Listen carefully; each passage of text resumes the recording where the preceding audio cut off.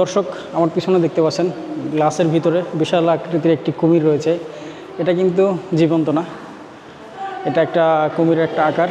তবে এই কুমিরের যে চামড়াটা বা খোলসটা রয়েছে মাথা বাদ দিয়ে, এটা কিন্তু এই খানজাহান আলীর যে মাজার রয়েছে, মাজার একটা পুকুর আছে, সেখানে কিন্তু দুইটা কুমির থাকতো, একটা সাদা পাহাড় একটা ধলা পাহাড়। সম্ভবত এটা ধলা পাহাড়ের বডির আকৃতিতে আসলে এই কুমিরটা বানানো হয়েছে। এটা মাথাটা কিন্তু সম্পূর্ণভাবে কাঠ দিয়ে বানানো হয়েছে বা কোনো যাই হোক কৃত্রিমভাবে বানানো হয়েছে। আর যে বডিটা দেখতেছিলেন এটা কিন্তু পুরোটাই কিন্তু সেই ধলা পাহাড়ের খোলস বা চামড়া দিয়ে বানানো হয়েছে মানুষকে দেখানোর উদ্দেশ্যে।